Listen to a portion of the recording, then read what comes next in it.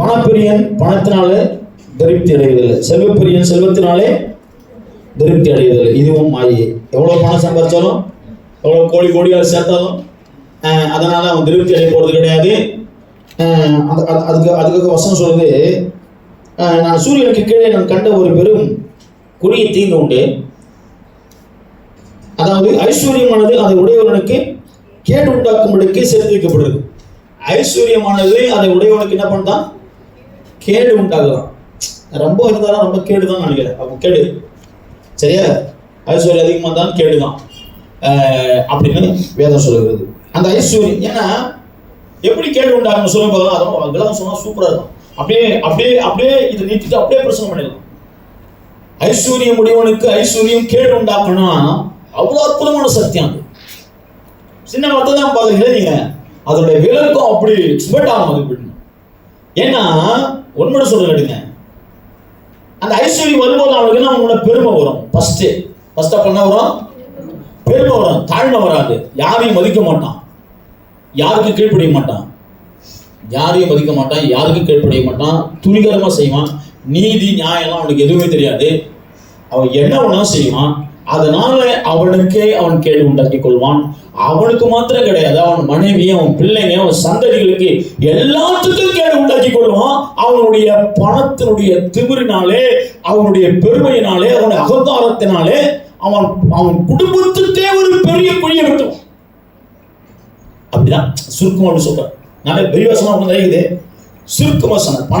அந்த ஐஸ்வர்யம் உடையவன் தனக்கே கேடு உண்டாக்குறான்னாக்கா அந்த பெருமை வரும்போது அவனுக்கும் அவன் சந்ததிக்கும் அவன் தலைமுறைக்குமே பெரிய கேடை உண்டாக்குறான். நான் பணம் வச்சுக்கிறேன், நான் என்ன வேணாலும் பண்ணுவேன், எனக்கு எல்லாரையும் தெரியும், நான் எதை வேணாலும் சாதிப்பேன் அப்படின்னு சொன்னாக்கா அது அவனுக்கே கேடு உண்டாக்குகிறான்.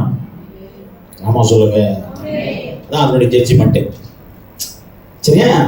அப்படிதான் அவன் கேடு உண்டாக்குவானா. பணம் எப்படி எப்படி அவனுக்கு அது கேடு உண்டாக்கும்? அவன் நல்லா வாங்குவான், வீடு கட்டுவான், கார் வாங்குவான், வசதியா வாழ்வான், நல்லா வாழ்வான், முன்னாடி நல்லா இருக்கும், பிள்ளைங்க நல்லா இருப்பாங்க, அப்படி இப்படின்னு சொல்லலாம். இல்ல, அவனுடைய வாழ்க்கையை பார்த்தனா கொஞ்சம் கூட நீதி இருக்காது, பயம் இருக்காது, இல்லையா, உண்மை இருக்காது, எல்லாம் பொய்யும் பித்தலாட்டமும் ஏமாத்தமா இருக்கும், ஸ்தோத்திரம், அநியாயம் இருக்கும், அக்கிரமம் இருக்கும், தாழ்மை இருக்காது. அதனால அவன் கர்த்தருக்கு பயப்படுற பயம் இருக்காது. பணம் வச்சிருக்கான், வசதியாக நடத்துறான், நீங்க ஒண்ணு அவனை பார்த்து ஒண்ணு பெருசா மதிக்கணும்னு அவசியம் கிடையாது, அவனை வணங்கணும்னு அவசியம் கிடையாது. ஏன்னா அவன் தேவனுக்கு முன்னால ஒன்றுமில்லாதவனா இருக்கான். அல்லேலூயா. தேவனுக்கு முன்னால ஒன்றுமில்லாதவனா இருக்கிறான், ஏழையாக இருக்கிறான் என்று சொன்னாலும் அது தகும். தேவனுக்கு முன்னால் அவன் தரித்திரன். ஆனால் தேவனுக்கு முன்னால் தரித்திரர் இருக்கிற உங்களை பார்த்து கர்த்தர் சொல்கிறார், உங்களுக்கு அவர் ஐஸ்வர்ய சம்பன்னராக இருக்கிறார். அல்லேலூயா. தாயின் வயிற்றிலிருந்து நிர்வாணமாய் வந்தான், வந்தது போலவே பொருங்க சொல்லுங்க, நிர்வாணியாய் திரும்பி போவான். அவன் தன் பிரயாசத்தினால உண்டான பலன் ஒன்றையும் தன் கையில் எடுத்துக்கொண்டு போவது இல்லை. மகா அலெக்சாண்டர், இந்த உலகத்தையே பிடிச்ச மகா அலெக்சாண்டர் என்ன பண்ண கேட்டாக்கா, என் கையில் நான் ஒண்ணுமே எடுத்து போல, எல்லாத்தையும் பிடிச்சேன், எல்லா ராஜ்யத்தையும் பிடிச்சேன், ஆனா எல்லா அதிகாரமும் இருந்துச்சு, ஆனா ஒண்ணுமே நான் எடுத்துன்னு போலட்டு என்னுடைய சவப்பெட்டிக்கு வெளியே என் 2 கையும் வெளியே விடுங்கள் என்று சொல்லி 2 கையும் வெளியே விட்டு அந்த சவப்பெட்டியை கொண்டு போனார்களாம். ஒன்றும் கொண்டு வந்ததில்லை, ஒன்றும் கொண்டு போவதில்லை. ஆமே. கர்த்தருக்கு பயந்து பயபக்தியா வாழ்றோமே, அது மட்டும்தான் நிரந்தரமான வாழ்க்கை. கர்த்தருக்காக நம்ம வாழ்றோமே, அவர் சொன்னதை கேட்டு வாழ்றோமே, அவர் சுவிசேஷத்தை சொல்றோமே, அவர் தேவனை பத்தி சொல்றோமே, மக்களுக்கு சொல்றோமே, அதுதான் நம்ம கூட வரும். ஆமே. அல்லேலூயா. ஸ்தோத்திரம்.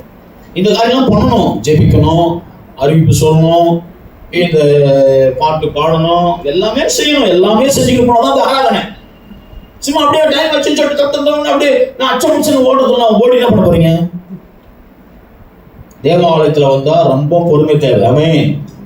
ஒரு ஜாமம் முழுவதும் வேதம் வாசித்தார்களாம். நெகேமியாவின் காலத்திலே, அதாவது நம்ம எஸ்ரா காலத்திலே ஒரு ஜாமம் முழுவதும் 6 மணி நேரம் வேதம் வாசித்தார்களாம், 6 மணி நேரம் ஜெபித்தார்களாம். ஒரு ஜாமம் என்பது 6 மணி நேரம், இன்னொரு ஜாமம் என்பது 6 மணி நேரம். 2 ஜாமமும் 6 மணி நேரம் ஜெபம் பண்ணாங்களாம், 6 மணி நேரம் வேதம் வாசித்தாங்களாம், நியாயப்பிரமாணத்தை வாசித்தாங்களாம். ஜனங்கள் அவ்வளவாக பொறுமையாக, இன்ட்ரெஸ்டாக, வாஞ்சியாக, ஆர்வமாக இருந்தார்களாம். அழுது ஜெபித்தார்களாம், அழுது ஜெபம் பண்ணாங்களாம் 6 மணி நேரம்.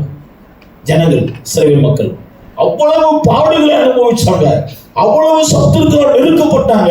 அதனால அவங்க உள்ளம் உடைந்ததுனால வேதத்தை கேட்டு ரொம்ப நாள் ஆச்சுப்பா, பிரசங்கத்தை கேட்டு ரொம்ப நாள் ஆச்சுப்பா, வேத நியாயப்பிரமாணத்தை கேட்டு ரொம்ப நாள் ஆச்சு, நாங்க அடிமையே எடுத்துட்டோம்னு சொல்லி வேதம் வாசிக்கும் 6 மணி நேரம் ஒரு ஜாமம் முழுவதும் பேச தரலாம். நம்மளாம் இன்னைக்கு 2 மணி நேரத்திலே ஓடினு பாக்குறோம். கர்த்தருக்கு ஸ்தோத்திரம். கலாத்தியர் புஸ்தகம் 2ஆம் அதிகாரம் 20ஆம் வசனம் எங்கிருந்து நீங்க வாசிக்கலாம்னு பார்த்தாக்கா, எங்கிருந்து வாசித்தாலும் அங்கதான் வந்து நிக்குது. கிறிஸ்துவுடனே கூட சிலுவையில் அறையப்பட்டேன், ஆயினும் பிழைத்திருக்கிறேன். இனி நான் அல்ல, கிறிஸ்துவே எனக்குள் பிழைத்திருக்கிறார். நான் இப்பொழுது மாம்சத்தில் பிழைத்திருக்கிறதோ என்னில் அன்பு கூர்ந்து எனக்காக தம்மை தாமே ஒப்பு கொடுத்த தேவனுடைய குமாரனை பற்றும் விசுவாசத்தினாலே பிழைத்திருக்கிறேன். அல்லேலூயா. தேவனுடைய குமாரனை பற்றும் விசுவாசத்தினாலே பிழைத்திருக்கிறேன். எப்படி நான் பிழைத்திருக்கிறேன்? தேவனுடைய குமாரனாகிய கிறிஸ்துவை பற்றும் விசுவாசத்தினாலே பிழைத்திருக்கிறேன். ஆமென். அவர் சொல்றாரு, இது சபைக்கு சொல்றாரு, அவர் சொல்றாரு இது சபை மக்களுக்கு. ஆமென். நான் கிறிஸ்துவுடனே கூட சிலுவையில் அறையப்பட்டேன், ஆயினும் பிழைத்திருக்கிறேன். நான் அல்ல, கிறிஸ்துவே என்னிலே பிழைத்திருக்கிறார். அவருக்கு எது சொல்றாரோ அது நமக்கு சொல்றாரு. ஆமா சொல்லுங்க. எங்க கம்பெனில எங்க ஓனருக்கு அவசரமா வேலை செய்யணுங்க, எங்க சூப்பர்வைசருக்கு அவசரமா வேலை செஞ்சு கொடுக்கணுங்க, அதுதான் எங்களுக்கு முக்கியம் அப்படின்னு சில பேர் நினைச்சு என்ன பண்றீங்க, ஊழியத்தை கூட செய்ய மாட்டீங்க. ஆனா வேதம் சொல்கிறது இது ஒரு தேவனுடைய சாயலாய் இருக்கிற இந்த சுவிசேஷத்தை வேகமாக ஜனங்களுக்குள்ளே கொண்டு போக வேண்டும். அல்லேலூயா. இதில் நம்ம கொஞ்சம் கூட கவனம் செலுத்தணும்னா அநேக ஜனங்கள் அழிந்து கொண்டிருக்கிறார்கள், அநேக மக்கள் கெட்டுக் கொண்டு. அதனால்தான் இயேசு கிறிஸ்து குறித்த காலத்துல அக்கிரமக்காரர்களாக வந்து மரித்தார். லேட்டா வந்து கூட சிலர் ரட்சிக்கப்பட்டிருக்க மாட்டான், பாவம் மன்னிப்பு அடைஞ்சிருக்க மாட்டான். நான் சரியான நேரத்தை குறித்த காலத்திலே அக்கிரமக்காரர்களாக இயேசு மரித்தார். அடுத்தபடியா 7ஆம் வசனம் படிப்பா. நீதிமானுக்காக ஒருவன் மரிக்கிறது அரிது. நீதிமானுக்காக ஒரு மரிக்கிறதே. நீ நீதிமானா இருந்துச்சுன்னா உனக்கு யாரும் மறிக்க மாட்டான். நீ நீதிமான், அந்த நீதிமான் தான் மரித்தாவல. நீதிமான ஏன் மறிக்கணும்? நீதிமானுக்கு ஏன் சார் மறிக்கணும்? நீதிமானுக்காக ஏன் மட்டம் மறிக்கணும்? நீதிமான ஆக்கனவரே நமக்காக மறிச்சிருக்கிறார். நம்ம சொல்லுங்க, என்ன நீதிமான ஆக்கனவரே எனக்காக மறித்திருக்கிறார். அப்புறம் எனக்காக எனக்கு மறிக்கணும்? நீதிமானுக்காக ஒரு மறிக்க மாட்டான். அதான் உலக இயல்பு. பாருங்க, அடுத்து படிப்பா. நல்லவனுக்காக ஒருவேளை ஒருவன் மரிக்க துணிவான். நல்லவனுக்காக ஒருவன் மரிக்க துணிவான். அரசியல்வாதிகள், ஒரு நல்லவர்கள், இப்படி அப்படிப்பட்டவங்க இருந்தாங்கன்னா யாருன்னா அவங்களுக்காக மரிக்க துணிவார்கள். பாருங்க, இன்னைக்கு அரசியல்வாதிகளுக்காக எத்தனை பேர் மரித்திருக்கிறார்கள். உங்களுக்கு தெரியுமா? எம்ஜிஆர் சாகும்போது எத்தனை பேர் மரித்திருக்கிறார்கள்? இந்திரா காந்தி சாகும்போது எத்தனை பேர் மரித்திருக்கிறார்கள்? ஸ்தோத்திரம். ஜெயலலிதா சாகும்போது எத்தனை பேர் மரித்திருக்கிறார்கள்? இப்படி எல்லா அரசியல்வாதிகளும் மரிக்கும் போது சிலர் மரித்திருக்கிறார்கள். ஏன்னா தன் உயிரை மாய்த்து கொண்டிருக்கிறார்கள். என்ன மாதிரி ஒரு முட்டாள்தனமான காரியம் பாருங்க. மரிக்க துணிவார்கள். படிப்பா. நாம் பாவிகளா இருக்கையிலே கிறிஸ்து நமக்காக மரித்ததனாலே தேவன் நம்மேல் வைத்த தமது அன்பை விலக பண்ணுகிறார். அல்லேலூயா. நாம் பாவிகளா இருக்கையிலே, பாவிக்காக யாருன்னா மரிப்பானா? பாவினா அவனை முதல்ல சாகிடுறான். வேண்டாம், ஊர்ல இருந்தால்தான் தான் இருக்கும். ஊரே நாசமா போகுது. குடிச்சிட்டு வந்து கெட்ட கெட்ட வார்த்தை நடுத்தல் பேசுறேன்டா, நான் செத்தா நல்லா இல்லைண்டா, எதுக்கு நான் உயிர் எடுக்கிறான் அப்படின்னு ஊர்ல இருக்கிறவங்களே சொல்றதை பார்க்கிறோம். அக்கிரமக்காரனை யாரும் விரும்பத்தில்ல, பாவி யாரும் விரும்பத்தில்ல. நாம் பாவிகளாய் இருக்கையிலே கிறிஸ்து நமக்காக மரித்ததனாலே தேவன் நம்மேல் வைத்த தமது அன்பை விளக்க பண்ணுகிறான். அவன் சொல்லுங்க, அல்லேலூயா. யோவான் சுவிசேஷம் 3:16 படிங்க. யோவான் சுவிசேஷம் 3:16 என்ன படிங்க? 15:16 படிங்க. 15:16 யோவான் சுவிசேஷம் 3:15-16. தன்னை விசுவாசிக்கிறவன் எவனோ அவன் கெட்டு போகாமல் நித்திய ஜீவனை அடையும்படிக்கு உயர்த்தப்பட வேண்டும். படிங்க. தேவன் தம்முடைய ஒரே பேரான குமாரனை விசுவாசிக்கிறவன் எவனோ அவன் கெட்டு போகாமல் நித்திய ஜீவனை அடையும்படிக்கு அவரை தந்தருளி இவ்வளவாய் உலகத்திலே அன்பு கூர்ந்தார். அல்லேலூயா. அவரை விசுவாசிக்கிறவன் ஒருவனும் கெட்டு போகக்கூடாது என்பதிலே கர்த்தர் அவன் கருத்துள்ளவராயிருந்தார், நோக்கமுள்ளவராயிருந்தார். அவரை விசுவாசிக்கிறவன் ஒருவனும் கெட்டு போக மாட்டான். அவனை விழுந்தா கூட கர்த்தர் அவன் தூக்கி எடுத்துறாரு. அல்லேலூயா. ஆமா, நீ ரட்சிக்கப்பட்ட உடனே உன் பேர் ஜீவ புஸ்தகத்திலே பரலோகத்தில் எழுதப்பட்டாச்சு. நீ ஞானஸ்நானம் எடுத்த உடனே உன் பேர் பரலோகத்தில் எழுதப்பட்டு கேட்டாங்க. நீ பிறக்கும் போதே சிலருக்கு பேர் ஆண்டவர் எழுதுறார். ஆமென். சிலருக்கு அப்படின்னு ஆண்டவர் அழைக்கிறாரு. எரேமியா போன்ற ஆட்கள்லாம் ஆண்டவர் அப்படிதான் சொல்றாரு. நீ தாயின் கருவிலே உருவாகும் உடனே உன்னை என்ன பண்ண தீர்க்கதரிசியாக ஜனங்களுக்கு ஜாதிகளுக்கு உன்னை அபிஷேகம் பண்ணன்னு சொல்றாரு, தெரிந்து கொண்டாரு. ஆமென். அப்ப பாருங்க, நம்ம பேர் பரலோகத்தில் எழுதப்பட்டாச்சு. இப்ப நம்மளை காப்பாற்றுறதுல கர்த்தர் முனைப்பா இருக்கிறார். நம்மளை தூக்கி எடுப்பது இந்த உலகத்திலிருந்து, பாவத்திலிருந்து, அக்கிரமத்திலிருந்து, இந்த பொல்லாத வாழ்க்கையிலிருந்து நம்மளை எப்படியாவது எல்லா பக்கமும் கர்த்தர் நின்று நமக்காக துணை நின்று நம்மளை காப்பாற்றுவதிலே அவர் முனைப்பாக செயல்படுகிறார். ஆமென். ஒருவனும் கெட்டு போகக்கூடாது, நரகத்துக்கு போயிடக்கூடாது, ரட்சிக்கப்பட வேண்டும், நித்திய ஜீவனை அடைய வேண்டும், தன் ராஜ்யத்திலே வர வேண்டும் என்பதிலே கர்த்தர் இவ்வளவாய் அன்பு கூர்ந்தார். அவர் அன்புக்கு அளவே இல்லை. அல்லேலூயா. கிறிஸ்துவின் அன்பை விட்டு நம்மை பிரிப்பவன் யார்? கிறிஸ்துவின் அன்பை விட்டு நம்மை பிரிப்பவன் அப்படின்னு என்ன தெரியுமா? கிறிஸ்துவினுடைய அன்பை விட்டு என்னை யாராலையும் பிரிக்க முடியாது. எந்த ஒரு காரியமும் என்ன மயக்க முடியாது. அல்லேலூயா. அதாவது எப்படி சொன்னா பாருங்க, கிறிஸ்து இயேசுவை மூட் அவுட் பண்ணவே முடியாதுன்னா, இயேசுவை என்ன பண்ண முடியாது? மூட் அவுட் பண்ணவே முடியாது. அவர் நல்ல மூட்ல இருக்கிறாரு, இல்ல இப்ப ரொம்ப மோசமா கெட்ட மூட்ல இருக்கிறாரு அப்படின்னா அவர் சொல்லவே முடியாது. எந்த நேரத்திலையும் அவர் அன்புள்ள தேவனாக இருக்கிறார். அவர் தேவனாகவே இருக்கிறார். அவருடைய தன்மையிலேயே அவர் இருக்கிறார். அவர் யாருக்காகவும் தன்னை மாத்திக்கிறது கிடையாது. யாருக்காக பேச்சு அவருடைய சுபாவத்தை மாத்திக்கிறது கிடையாது. அதனாலதான் பரிசேயர் சொன்னாங்க, நீ பட்சபாதம் இல்லாமல் பேசுகிறீர், கரெக்டா பேசுறீங்க, யாருக்கும் நீங்க பார்க்கறது கிடையாது. பரிசேயர், வேதபாரகர், நியாயாதிபதி, இவன் அவன் யாரும் நீ பயப்படுறது, கரெக்டா பேசுறீங்க, கரெக்டா சத்தியத்தை சொல்றீங்கன்னு அவர்தான் சொல்றான் வந்து. அதனால இப்படிப்பட்ட தேவனை விட்டு அன்பை விட்டு பிரிப்பவன் யார்? இந்த உலகத்திலே கிறிஸ்துவின் அன்பை விட்டு இந்த உலகத்திலே எந்த ஒரு மூடும் என்னை பிரிக்காது, எந்த ஒரு சிந்தனையும் என்னை பிரிக்காது, எந்த ஒரு எண்ணமும் என்னை பிரிக்காது. ஏன்னா எனக்காக ஜீவனை கொடுத்த இயேசு, எனக்காக நித்திய ஜீவனை கொடுத்த இயேசு, எனக்காக சிலுவையிலே மரித்த இயேசு, எனக்காக ரத்த சிந்தின இயேசு, என்னை பரலோகத்திலே அவரோடு கூட வைத்துக் கொள்ளும்படியாக எனக்காக இறங்கி வந்த இயேசு, என்னை மீட்டெடுக்க முடியாத என் தாயின் கர்ப்பத்தில் நான் உருவாக முன்னமே என்னை தெரிந்து கொண்ட என் இயேசு. அதனாலதான் இந்த உலகம் இருக்குது. இந்த உலகத்துல நான் இப்ப வந்திருக்கிறேன், திடீர்னு வந்தேன். ஆனா இந்த உலகத்திற்காக என்னை அழைத்த தேவனே, என்னை தெரிந்து கொண்ட தேவனே, என்னை முன்குறித்த தேவனே, என் அபிஷேகம் அடைந்த தேவனே, என் பாவங்களை கைவிட என் தேவனே, எந்த காரியத்தை கொண்டு நான் விட்டு விலக மாட்டேன். கரங்களை தட்டி எந்த காரியமும் என்னுடைய தேவனுடைய அன்பை விட்டு இந்த உலகத்தில் எதுவும் பிரிக்காது. பணமோ பதவியோ வேலையோ மனுஷனோ அல்லது என்னை மயக்குகிற எதுவாக இருந்தாலும் சரி, அது ஆணோ பெண்ணோ தங்கமோ பணமோ வசதியோ பதவியோ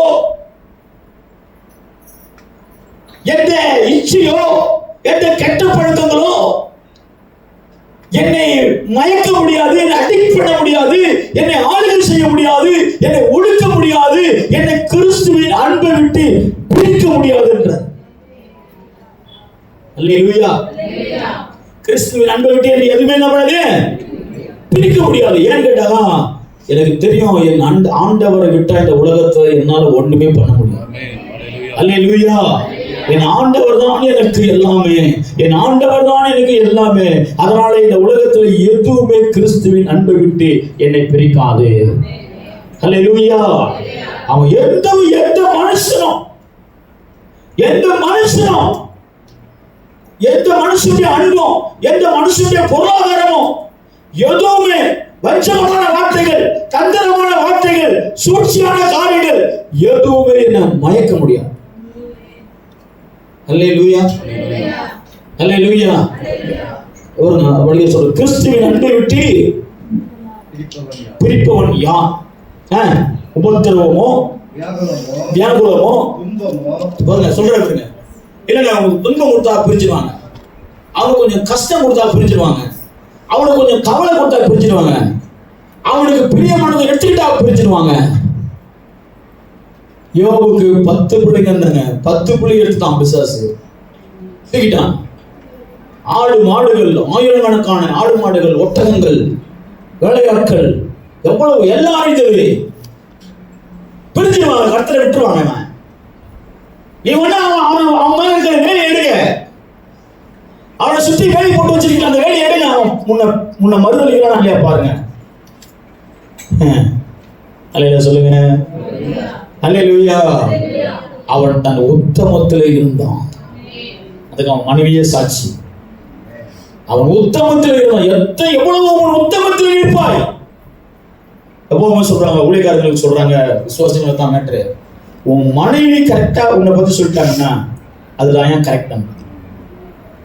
உன் மனைவி உன்னை பத்தி சில மனைவிங்க செத்தா தான் சொல்லுவாங்க. ஹலோ, சில மனைவி உயிரோடு இருக்கும்போது சொல்லுவாங்க, நல்லா சொல்லுவாங்க புருஷனை பத்தி சாட்சி. அல்லேலூயா. ஆனா இங்க பிள்ளைங்கெல்லாம் செத்துட்டாங்க, சொத்துலாம் ஆயிடுச்சு, ஆடு மாடு ஒட்டங்கள்லாம் போயிடுச்சு. இப்ப மனைவி சொல்றாங்க, நீ ஏன் உன் உத்தமத்திலேயே இருக்கிற, நீ ஏன் உன் உத்தமத்திலேயே. அப்போ யோபு உத்தமத்திலே நின்றாரு. எல்லாம் போட்டியா, எதுவுமே எனக்கு தேவனை விட்டு பிரியாது. அல்லேலூயா சொல்லுங்க, அல்லேலூயா. நீங்க பாருங்க, சில பேர் எதனா நடந்து பாருங்க, என்ன நடந்துட்டோம் பாருங்க, அவங்க ஆண்டவரை மறுதல் வச்சிருவாங்க, ஆண்டவரை விட்டு அல்லது ஒரு இழப்பு நடந்துட்ட பாருங்க, ஐயோ ஆண்டவரை மறந்துடுவாங்க, விட்டுருவாங்க, எங்களை ஆண்டவர் கைவிட்டார் நினைப்பாங்க. அல்லேலூயா. நினைச்ச காரியம் நடக்கல, லேட் ஆகுது, கால் நடக்குதுன்னு வச்சுக்கோ, அதுக்கு ஒரு பெரிய மறுதலிப்பு, அதுக்கு ஒரு பெரிய புலப்பல் இருக்கும். பாருங்க, ஆண்டவருடைய அன்பு உங்களுக்கு நல்லா புரிஞ்சிச்சுன்னா எதுவுமே ஆண்டவர் அன்பை பிரிக்காது. அவன் துன்பம் வந்தாலும், வியாபாரம் வந்தாலும், கஷ்டம் வந்தாலும், நெருக்கம் வந்தாலும், போராட்டம் வந்தாலும், இழப்பு வந்தாலும், அவன் பண பிரச்சனை வந்தாலும், எது வந்தாலும், நான் நேசித்தது எது இழந்தாலும் என்னை தேவனுடைய அன்பை விட்டு பிரிக்க மாட்டாரே. அல்லேலூயா. உயர்வு வந்தாலும் நான் பிரிய மாட்டேன். ஆண்டவர் விட்டுருப்பா, உனக்கு ஒரு பெரிய பதவி தரேன், உனக்கு பெரிய உயர்ந்த பதவி தரேன், நிறைய சம்பளம் தரேன், உனக்கு ஒரு காரை தரேன், உனக்கு ஒரு வீடு தரேன்னு சொன்னா கூட நான் ஆண்டவர் விட மாட்டேன். அல்லேலூயா. யாரும் அப்படி சொல்லுங்க, கைதுக்கு போகலாம். உனக்கு ஒரு பெரிய பதவி தரேன், உயர்ந்த சம்பளம் தரேன், ஒரு நல்ல பங்களா வீடு தரேன், உனக்கு நல்ல ஒரு பதவி, நல்ல சம்பளம், நிரந்தரமான சம்பளம் வரும் அப்படின்னா கூட பின்னாடி கை ஏன்னா அவன் உண்மையில ஏன்னா தேவனுடைய அன்பை விட்டு பிரிக்க மாட்டார். தேவனை அறியாத இருந்த நாம், தூரமாக இருந்த நாம், அந்நியர்களாக இருந்த நாம், இப்போது நாம் தேவனோடு கூட இணையபடிக்கை செய்யப்பட்டிருக்கிறது. கடைசி 21, நாம் அவருக்குள் தேவனுடைய நீதியாகும்படிக்கு பாவம் அறியாத அவரை நமக்காக பாவமாக்கினார். நாம் அவருக்குள் நீதியாகும்படிக்கு, எல்லாம் சொல்லுங்க, நான் அவருக்குள் நீதியாகும்படி பாவம் அறியாத அவரை எனக்காக பாவமாக்கினார். மோசேவே கர்த்தரை முகமுகமா பார்த்தவரு, நேரடியா கர்த்தரோடு இருந்தவரு, 2 முறை 40 நாள் மலையில இருந்தாரு. அப்படிப்பட்ட ஒரு மோசே சொல்றாரு, மோசேயே அந்த தேவனுடைய அந்த மகத்துவத்தை, அந்த மகிமையை பார்த்து பயந்தாராம். அவ்வளவு பயங்கரமான தேவன் அவரு, அவ்வளவு வல்லமையான தேவன் அவரு. அப்ப சொல்றாரு பாருங்க, அந்த வசந்த பசங்க இதுல 21 வசனம் பாருங்க, மோசேயும் நான் மிகவும் பயந்து நடுங்குகிறேன் என்று சொல்லத்தக்கதாக அந்த காட்சி எவ்வளவு பயங்கரமா இருந்தது. அப்படின்னா கர்த்தர்கிட்ட சேரவே முடியாது, அவ்வளவு பயங்கரமான தேவன், அவ்வளவு பயங்கரமான கடவுள். இந்த கடவுள் இப்ப நமக்காக இறங்கி நமக்குள்ள வந்துட்டாரு. யாரும் சொல்லுங்க, இதான் மேட்ரு. கல்வாரி சிலுவையிலே மரிப்பதற்காக, நம்முடைய பாவத்தை சுமப்பதற்காக, நம்முடைய பாவங்களை சாபங்களை சுமப்பதற்காக இறங்கி நம்ம கூட இறங்கி வந்து நம்மளோட நம்மளாக அவர் கலந்து நம்மளோடு கூட வாழ்ந்து நமக்காக மரித்து, அவர் நமக்காக மனுஷ அவதாரம் எடுத்து நமக்காக சிலுவையிலே மரித்து நம்மளை அவரோடு கூட சேர்க்கும்படியாக இயேசு நம்ம பூமியிலே வந்தார். எவ்வளவு பெரிய பயங்கரமான தேவன் இயேசு என்ற பெயரிலே வந்து மோசே பயந்து நடுங்குகிறேன் என்று சொல்லத்தக்கதான அவ்வளவு வல்லமையான தேவன். அந்த மலையாண்ட வராதிங்க, மலையாண்ட வந்தா ஆடு மாடு எது வந்தாலும் செத்துரும் அப்படின்னு சொல்லத்தக்க மலையாண்டே வர முடியாத அளவுக்கு பயங்கரமான தேவன். அவ்வளவு பெரிய தேவனை இப்போ நம்ம கூட வந்து நம்ம கிட்ட வந்து நம்மளுக்குள்ளே வந்து நம்ம கூட வாழ்றாருன்னா, நம்மளை ஆண்டவரை அறியாத தூரமா இருந்த நம்மளை கர்த்தர் அவரோடு சேர்த்து, அவர் ரத்தத்தினாலே உடன்படிக்கை பண்ணி நம்மளை சேர்த்து அவருடைய பிள்ளைகளாக கர்த்தர் மாற்றிவிட்டார். மனோவாவுடைய மனைவிக்கு ஆண்டவர் முதல் தரிசனம் வராது. தரிசனம் ஒரு குழந்தை தரிசனமானவொடனே ஒரு குழந்தை இருக்கா, அவனுக்கு இந்த மாதிரி பேர் வை, இப்படி இருப்பான் அப்படி இருப்பான் அப்படி சொல்றாரு, இப்படி வளர்க்கணும் அப்படின்றாரு. அவனுக்கு வந்து அவன் வந்து நசரேயனா இருப்பான் அப்படி இப்படி சொல்றாரு. அவர் வந்து திரும்ப என்ன பண்றாரு, இல்ல அந்த அவர் யாரு ஒரு மனுஷன் சொன்னார்ல, அவன் நான் திரும்ப பார்க்கணும். அவர் தேவதூதன் கூட அவருக்கு தெரியல. ஒரு மனுஷன் கூட சொன்னார்ல, அவரு நாங்க திரும்ப ஒரு முறை அவரு என் மனைவி கேட்டு தரிசனமாகி சொன்னவரே, நீங்க வாங்க, நீங்க வந்து எனக்கு சொல்லுங்க அப்படின்னு சொல்றான். கூப்பிடு, சாதாரணமா சொல்ல கூப்பிடுனா அவர் வராருங்க. அதே தேவதூதன் திரும்ப வர்றாரு, வந்து சொல்றாரு. சொன்ன உடனே டக்குன்னு அவர் மறைஞ்சிடறாரு. அவர் மறைஞ்சின உடனே இவங்க ஐயோ தேவனே பார்த்துட்டோம், ஐயோ நம்ம அவ்வளோ செத்துருவோம் அப்படிங்கிறாரு. அந்த அம்மா, அந்த ஐயா சொல்றாரு, அந்த அம்மா சொல்றாங்க, போய் பைத்தியக்கார, அவர் என்ன நம்ம சாகிறதுக்காக நம்மகிட்ட வந்து தரிசனமாயி நம்ம கிட்ட வந்து இவ்வளவு பேசி இவ்வளவு புள்ள பிறக்கும் இவ்வளவு உனக்கு சொல்லுவேன்னு அழகா சொல்லிட்டு போறாரு. கிடையாது, நம்ம சாக மாட்டோம். அவர் அவ்வளவு நேசிக்கிறாரு, அதனால தான் நம்ம கிட்ட வந்திருக்கிறார். ஆமென். நான் சொல்றேன், இன்னைக்கு உங்ககிட்ட வந்திருக்கிற ஆண்டவர் உங்களை கொல்லுவதற்காக அல்ல, உங்களை நரகத்துல தள்ளுவதற்காக அல்ல, உங்களை ரட்சித்து உங்களை தேவனோடு கூட பரலோகத்திலே பிதாவோடு கூட சேர்க்கும்படியாக வந்திருக்கிறார். அல்லேலூயா. ரட்சிக்கப்பட்டவன் நீதிமான். ரட்சிக்கப்பட்டவன் சொல்லுங்க, ரட்சிக்கப்பட்டவன் நீதிமான். நீ சரிக்கு விட்டவன் நீதிமான் தான். நீ நீதிமான் தான். ஆனா கர்த்தருக்காக நீ நிற்கணும். ஆமென். நீ யார் என்பதை தெரிஞ்சுக்கணும். இவ்வளவு பெரிய தேவன் நம்ம கிட்ட வந்து என்ன பண்றது, பயங்கரமாய் இருந்தது. நீங்களும் அப்படிப்பட்ட தேவன்கிட்ட படிங்க. அடுத்த பசங்க சூப்பரா சொல்றாரு. எபிரேயர் 10:14. அந்த நாட்களுக்கு பின்பு நான் அவர்களோடு பண்ணும் உடன்படிக்கையாவது நான் என்னுடைய பிரமாணங்களை அவர்களுடைய இருதயங்களில் வைத்து அவைகளை அவர்களுடைய மனதில் எழுதுவேன் என்று கர்த்தர் சொல்லுகிறார் என்பதை உரைத்த பின்பு அவர்களுடைய பாவங்களையும் அவருடைய அக்கிரமங்களையும் நான் இனி நினைப்பதில்லை என்பதை சொல்லுகிறார். இவைகளை மன்னிக்கப்பட்டதுண்டானா இனி பாவத்தின் நிமித்தம் பலி செலுத்தப்படுவதே இல்லை. அல்லேலூயா. அவர் பாருங்க, ஆகையால் சகோதரரே, நாம் பரிசுத்த ஸ்தலத்திலே பிரவேசிப்பதற்கு இயேசுவானவர் தமது மாம்சமாகிய திரையின் வழியாக புதிதும் ஜீவனமான மார்க்கத்தை நமக்கு உண்டு கொண்டினபடினாலே அந்த மார்க்கத்தின் வழியாக பிரவேசிப்பதற்கு அவருடைய ரத்தத்தினாலே நமக்கு தைரியம் உண்டாயிருக்கிறபடினாலும் அவன் தேவனுடைய வீட்டின் மேல் அதிகாரியான மகா ஆசாரியர் நமக்கு ஒருவர் இருக்கிறபடினாலும் துர்மன சாட்சி நீங்க தரிக்கப்பட்ட இருதயம் உள்ளவர்களாயும் சுத்த ஜலத்தினாலே கழுவப்பட்ட சரீரம் உள்ளவர்களாயும் உண்மையுள்ள இருதயத்தோடும் விசுவாசத்தின் பூரண நிச்சயத்தோடும் சேர கடவோம். அல்லாமலும் நம்முடைய நம்பிக்கையை அறிக்கையிடுகிறதிலே அசைவில்லாமலும் உறுதியாக இருக்க கடவோம். வாக்குத்தத்தம் பண்ணினவர் உண்மையுள்ளவராக இருக்கிறாரே. எல்லாரும் எழுந்து நின்று நாம் ஜெபம் பண்ணுவோம்.